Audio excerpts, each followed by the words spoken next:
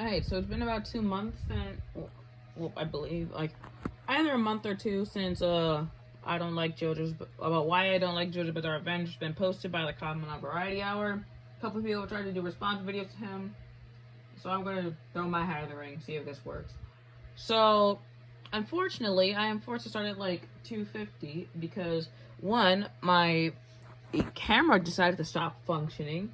By that I mean the camera app on my phone. And two, because I don't really have any problem with the beginning of the video, so like I'm gonna start like a little more than a tenth of the way through in order to get to the point where I actually want to respond to. For one, I don't really care for the way Iraqi writes characters. This is going to be important later. While I love Joseph, I can't say I feel anything for anybody else. And that's what I was talking about. Anyway, so you're saying you don't care for anyone else because you don't care about the way he writes characters. Interesting phrasing, but okay, sure. When characters die, I feel nothing. Their backstories are bland, if they even have backstories. Okay, if I go through all the characters in part 2, only like a couple don't have backstories. And even then, the characters that don't have backstories are the characters nobody even remembers in the first place. But okay then, sure.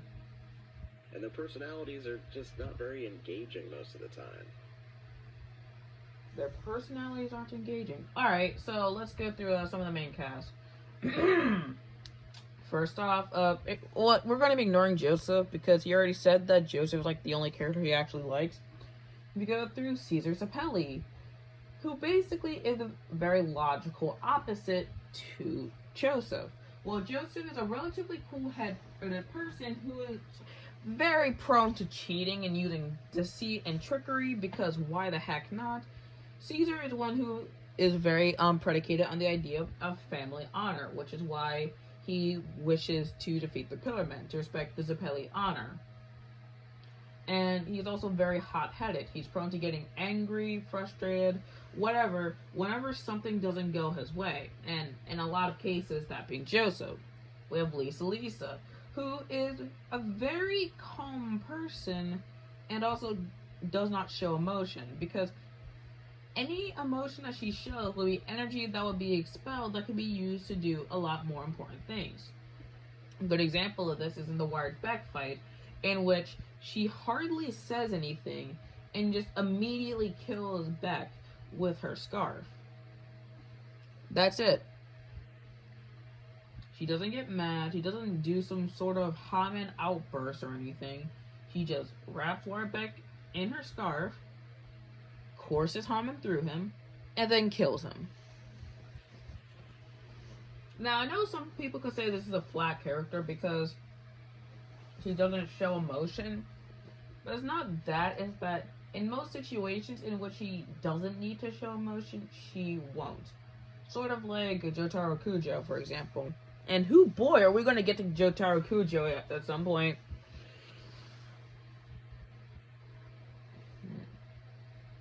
Well, like, I would mention some characters from part 1, but he already also said that he liked part 1, so I don't think it would be fair to mention that at that point, because I'm mainly focusing on the character people remember that are also prominent characters from part 2 that are also introduced in part 2.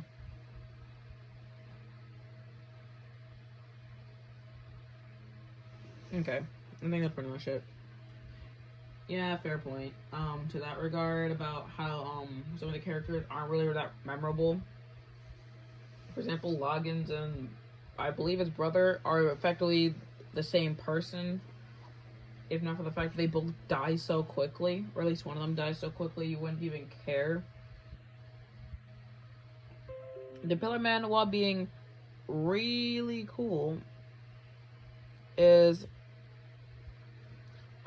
they're not really characters per se. Like, you have AC/DC, who's really cool until he starts crying. Then you have Wamu, who's I'm not even sure what the deal is with Wanda. Then you have Cars, who's what is effectively a megalomaniac.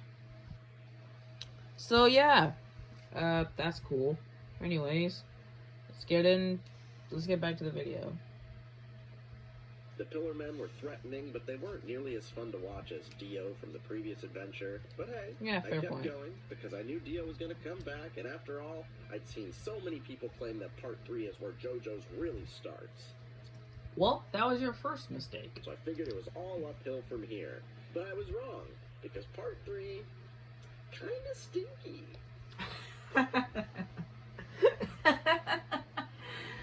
Oh boy, this is going to be a crapshoot.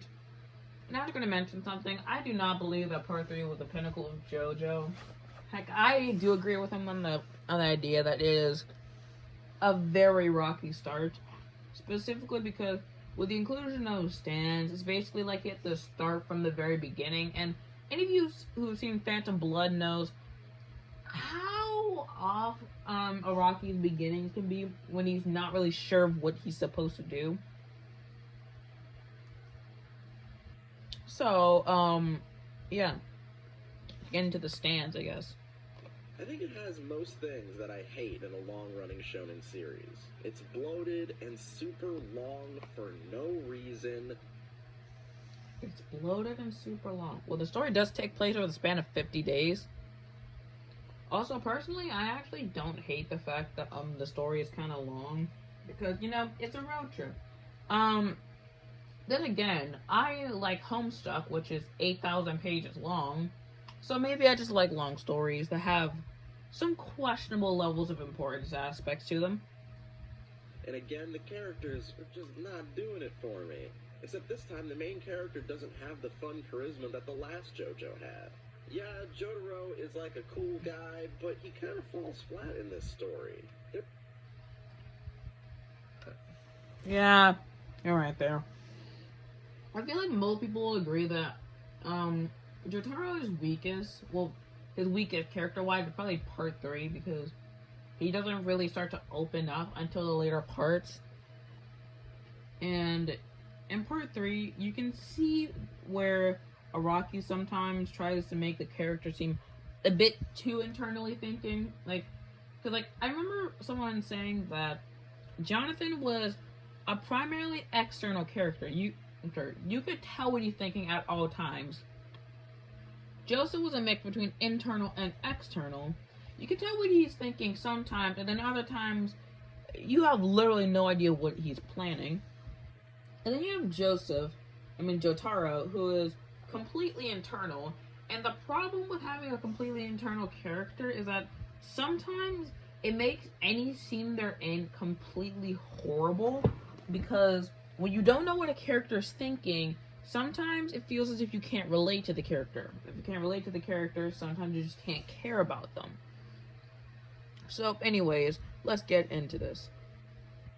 There really just aren't enough traits or characteristics to get me invested in him as the main character.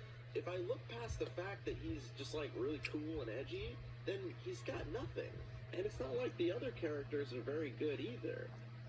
Really? I thought that the other characters of Stardust Crusaders were sort of what held it together. Like, when you have a protagonist who is completely internal, the only way to really save it is to have characters that they can play off of.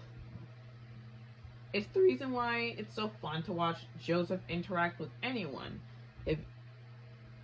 Because he has interesting interaction with characters. But, like, for example, the Joseph versus Santana fight, it's sort of like that, but in reverse now. You have Jotaro, who is Santana, and you have the other characters who are being the Joseph in this scenario, doing the weird, wacky things that cause the characters to play off of them and make things more interesting. The problem is, I think you can categorize most JoJo's characters in one of 3 slots. The funny, cowardly character. Okay, so for the funny coward, he puts Polnareff. Alright, no comment. The calm, cool guy. And the crazy murderer. But sometimes the crazy murderer might turn into a funny, cowardly character. I mean, showing Speedwagon as a crazy murderer isn't really fair. Like, Speedwagon to me didn't really strike himself as a crazy murderer, more just as a mercenary almost. And the reason why Speedwagon was such a coward is because he's fighting zombies. Like, he's fighting the literal living dead, and he can hardly do anything to help. Like, the Speedwagon doesn't contribute much to Phantom Blood. I will agree with that. But the deal with him is the fact that the reason why he doesn't contribute much to Phantom Blood is because of the fact that he literally can't without getting killed. And that's the closest thing you'll get to a character arc in JoJo's. That's the closest you'll get to a character arc in JoJo's. Okay, sure. Because character arcs simply do not exist in this series. Character arcs don't exist in JoJo's. You know, I'm pretty sure a lot of characters in JoJo have interesting character arcs. Now, I'm just going to mention one of my favorite ones, that which being that of Joseph Joestar. Now, you might not think that Joseph Joestar in Part 2 undergoes a character arc per se. He still has this really wacky persona. But I personally disagree. The reason why I believe that Joseph Joestar has a character arc is because he learns to be serious. Sure, he's this really weird, really chaotic figure.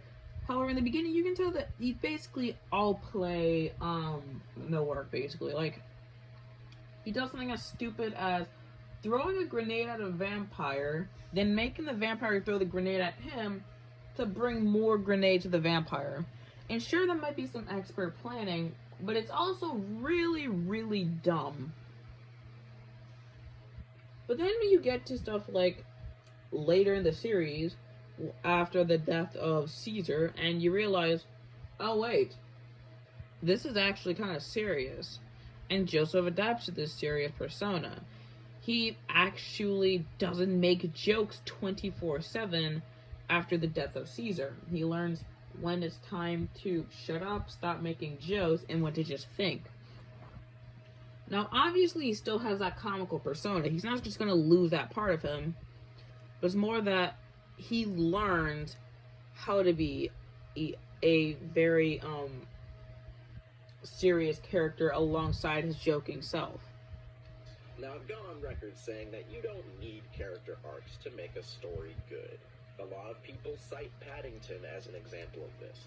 Paddington is the exact same character no matter what happens in the story, but the story is still good. Goku and Luffy are the most popular shonen characters ever, and they have the same outlook and personality from beginning to end. However, we do see subtle changes in their character over time. They both adapt to the world changing around them, and they let their friends influence how they grow, even if they keep the same core traits throughout the story. I mean, it's not really fair to compare Jotaro and Luffy or Goku because, you know, well, because those two are the protagonists of their own show forever, basically. Like, it would be nearly impossible to release a Dragon Ball where Goku isn't in it. I mean, you could probably do it, but it probably wouldn't have the same ring to some sort of people because Goku is the main character of Dragon Ball, and Dragon Ball's been running for a very long time. Same deal with Luffy. Luffy is the main character of One Piece. Both are franchises that have ran a lot longer than JoJo's Bizarre Adventure, at least in the terms of their protagonist, meaning you'll be able to learn more about the protagonist's way of thinking, see them adapt to changes in the world. Personally, I feel like a better example would be, like, I guess a one-shot then. Like, how a one-shot and how a character, actually tries to adapt to the change in the environment around them. Like, I still don't think it's a fair assessment to make to compare a character who's been in a series that's been running a lot longer with him as a protagonist, to a character who can only be who's the protagonist in one arc and a major side character in two. But in JoJo's, every single character is flat. Even every character is flat? Okay. So here's something. Didn't you just mention that you don't need a dynamic character to make a good story?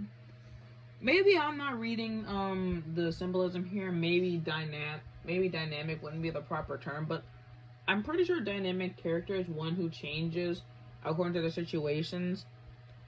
And you just said how with a good story you can have characters who aren't dynamic.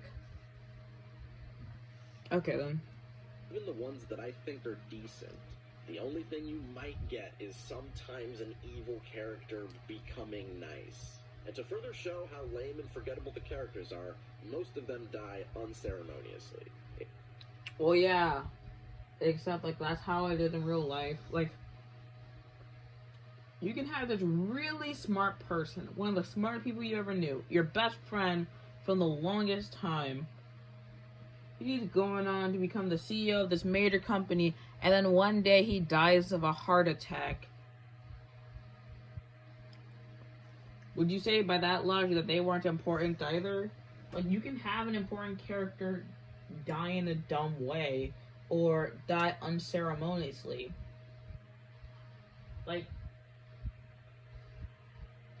you get a really weird duality here because Super Eye Patch Wolf actually praised how JoJo's Bizarre Adventure doesn't linger on the deaths of the characters far longer than it should. And yet, in this video, I'm getting the exact opposite point. That JoJo should have lingered on the deaths of the characters longer. I guess it's just that, I guess we're looking at it from two different perspectives. For example, SCW, sees it as it shows a bit of danger to the story and it raises the stakes, while TCVH sees it as it removes all importance from the character because they don't have their own death scene, I guess. If you don't like a series where beloved characters are unceremoniously killed, maybe JoJo's isn't for you. I think that the previous Zeppeli deaths were fine because they motivated the hero to fight on, but part 3 is where people just start dropping like flies, and it's...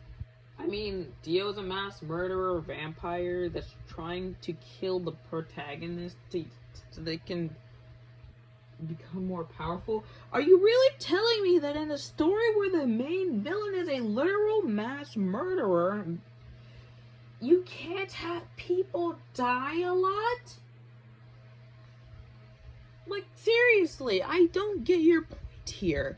Are you literally saying we can't have people die a lot in a story where it's a very high stakes mission? It's a trend that continues throughout the series. A lot of the deaths in JoJo's are simply there for shock value, and that's not even counting how many fake out deaths we get, but I'll get into that later. A lot of the deaths are for shock value? Well, yeah, and also because characters can be really stupid sometimes. Like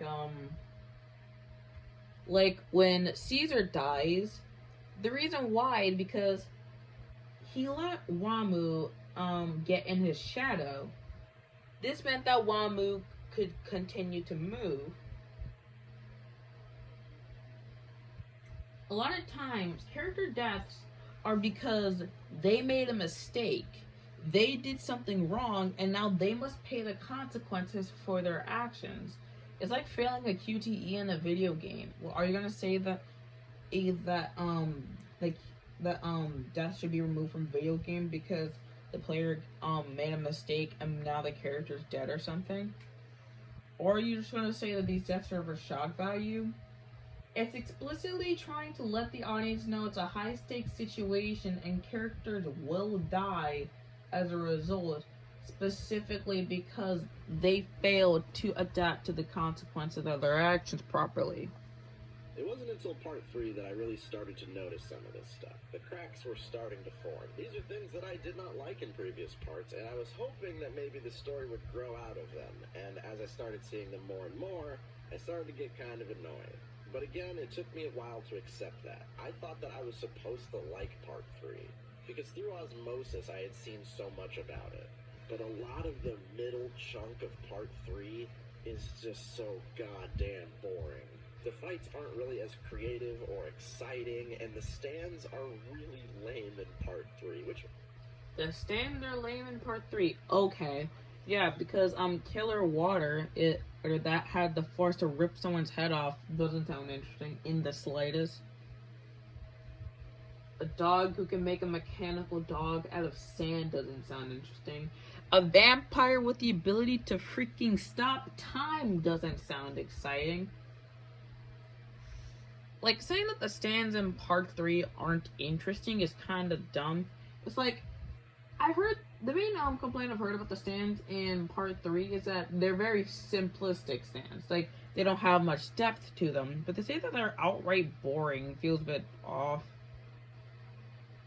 Now, I know someone's going to say, well, it's just his opinion. He might not think it's very interesting. But yeah, I do feel like, but this is like, ties into a later point he's about to make. Which makes sense because they're a new thing, but compared to some of the stands that the enemies have in the exact same arc, the main heroes have some really lame-ass powers. Jotaro's stand can punch really fast. Polnareff's stand has a sword. I mean, he not only has a sword, but also has some of the most precision out of all the stands in the entire series. And also can remove his armor to move like a lot faster. And also can physically move Polnareff, by the way. Abdul's stand can shoot fire. It can also detect the life force of enemies. And Kakyoin's stand can throw rocks. Ooh, how exciting. I want an action figure of that. I mean, Hierophant Green can also use strands of itself to attack people. I feel like you're leaving out some aspects of stands that make them explicitly more interesting. Like, if I describe the stand Crazy Diamond as, oh, it punches fast, and then completely ignore the fact that Crazy Diamond has the ability to fix things back to a perfect form. Or if I say, oh yeah, Jesus, I need to go for a second. Give me a second.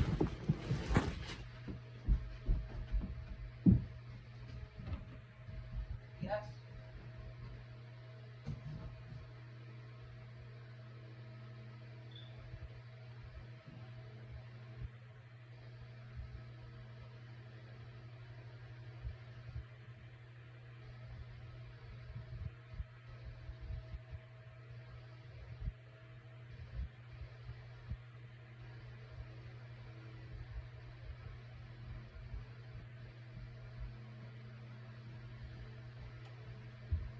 Sorry for that bit of unprofessionalism. Yeah. So the point I was basically trying to make is that, like, when you boil a stand down to its most basic components and then remove everything from a stand that makes it interesting, yeah, the sounds sound pretty lame. Yeah, I'm actually kind of interested. He never mentions Hermit Purple, which he could easily describe as, oh yeah, his stand's a bunch of vines. That's cool. Anyways, let's continue. I was just never excited to see these heroes do anything, let alone win a fight. That is, until the last few bits of part 3. The last few fights are actually kind of cool. I'd say everything from the pet shop fight upward is actually pretty decent. And it just shows me that this arc didn't need to be that long. I think part of the reason why I liked part 2 so much is because it wasn't really that bloated. It felt like everything was kind of there on purpose to service the story. I feel like it didn't really waste your time too much, and... I mean, it was connected directly to part 1. Like, part 1 and 2 are literally the part of the same season, so obviously they wouldn't be able to make the show the same length. What, do you want part 3 and 4 to be one season or something? That was a hypothetical, by the way. In part 3, it really does waste your time. But I gotta say, Just by the way, I just want to remind you, Part 3 took the span of, I believe, 50 days. the last battle in Part 3 is pretty fucking good. It's probably the best fight in the entire series. The best fight in the series. Okay, sure. Anyways, yeah, obviously, the final fight's gonna be the best fight in the season. That's sort of how final fights work. Imagine playing Hollow Knight, getting all the way to the Radiance. Yes, this is the final boss. It's the final big bad, the person you've been working towards, and they're just a piece of trash. Do you know how disappointing that would be? Of course the Radiance is going to be an amazing boss because they're the final boss. But okay, sure. It's so good that it almost tricked me into forgetting that I did not enjoy a majority of the rest of the arc. But nothing could truly make me forget that slog. So when I ended Stardust Crusaders, I was really not that excited to read more JoJo's. I think at this point, I started to feel the burnout just a little bit. Well, here's something. You can feel burnout for a lot of things. And here's something important. If you're feeling burnout, take a break. Take a break, sit down, do whatever you like to do other than that, and then go back in with an open mind. Let's go back to the Homestuck example. Imagine if someone didn't want to read Homestuck because they got 2,000 pages in and and in the span of a couple days, it's like, you know what, guys, Homestuck is actually kind of boring. And yeah, of course you're gonna feel boring. And you get major burnout when you've been doing the same thing for a long time. Maybe chill out for a second. I heard that Part 4 was kind of low stakes and more akin to a slice of life series. And I thought the new characters looked kind of lame design-wise. And I didn't think this new adventure could really hold my attention. But boy was I wrong, because Part 4 is the best part in JoJo's. Okay, so now on to Part 5. For those of you wondering why I'm skipping Part 4, it's because he basically just praises Part 4 to high hell. You know, specifically because according to him it's the best part of JoJo. And while I will say that Part 4 is currently my favorite part because I haven't watched any part past because I haven't read the manga, and I know slightly about Part 6. I'm just gonna skip to Part 5, since that basically is the drop-off point in this case. I genuinely wanted to keep enjoying adventures with these characters, whereas in previous arcs, I was perfectly fine with moving on. But still, after Part 4, I was hyped to keep going. I was on Cloud 9. I wanted more JoJo's, and I really fucking hate Part 5. And I feel like I'm in a good dimension because back in my day, everybody I knew hated Part 5 because it's garbage. I mean, I'm pretty sure the reason why most people hated Part 5 was because Part 5's manga adaptation wasn't the greatest. It really wasn't. You know the reason why so many people meme about King Crimson is because the manga adaptation wasn't exactly the greatest version of it. But fine. It's one of the messiest shonen storylines I've ever read. And some people say, oh, you probably just read bad translations. Bitch, I went through it again to see if I was just imagining how bad it is. No, Part 4 is still good with bad translations, so this is not an excuse. I mean, the Part 5 translations were especially bad, though. Even JoJo fans will agree, Part 5 translation was horrible. So, obviously, going through the Part 5 translations again just muddles the problem. Part 5 has everything that I hated in previous JoJo's parts, but amped up to 11. The characters are whack. Call him Cool Guy. Wait, you just said the characters are whack? This is... So you're praising the show for being wacky and ridiculous, And then you're slandering the show for being wacky and ridiculous. I also feel like I've been teleported to a separate dimension. But because I can't understand your points. Calm, cool guy. Calm, cool guy. Funny cowards. Wait. Okay, so Jorno is a calm, cool guy. Maybe because part of him is literally Dio. Bruno is a calm, cool guy. Well, yeah, he's basically the person who held the entire group together. Fugo's a calm, cool guy. I mean, that can be contradicted easily, but okay. Narancia and Mista are funny cowards. Pretty sure Narancia's like one of the most hot-headed characters in the entirety of Jojo, but okay.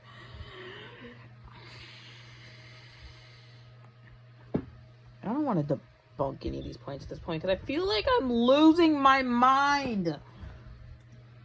Giorno is a joke. He's the worst JoJo by far.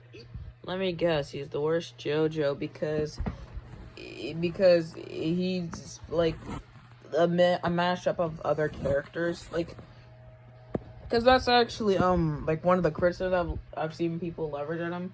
How Jordan is their least favorite JoJo because he's basically a mix of Jonathan and Dio, meaning that some of the aspects of his character can be a bit off at times. Even people who like Part 5 agree with me. If you ask me, Giorno and Bruno should be merged into one character. Why though? Like, okay, sure, they might have similar concepts, at least character-wise, but like, are you really telling me that they should be one character because of that specific aspect? Bruno is the more compelling character with the more interesting stand. Sticky Fingers is the more interesting stand. Sticky Fingers, which has the ability to basically open a wormhole with zippers, and as opposed to Golden Experience, which can literally turn objects into living things. If you attack those objects, they basically kill you. And also, so he can heal people by basically pulling a Cinderella and creating body parts out of what are effectively nothingness. I say effectively because random crap on the ground doesn't really matter if you ask me. Also, before someone says I sold Sticky Finger short, at this point, I just feel tired. I don't know anymore. This is feeling idiotic. And more stake in the actual story. Giorno is just a guy. Okay, despite the fact that I skipped the part 5 part, he did mention how he really likes Josuke for being what is effectively just a guy, because he can relate to him. And all of a sudden, when Giorno's just a guy, it makes him mad. I guess the reason why, because Giorno and Josuke aren't really the same character. They have several different aspects to them. But, like, if you're going to leverage a criticism on a character, at least don't use the criticism. At least don't choose the same word that you use to describe why you like a character. It kind of makes you come off as a hypocrite. Even the fact that he's Dio's son goes completely unused in the story. I mean, you do realize that, like, Dio's kind of been dead for a little bit. He's been dead for a short while. And also, he sort of kind of, inherited Dio's aspect of being extremely cold and calculating.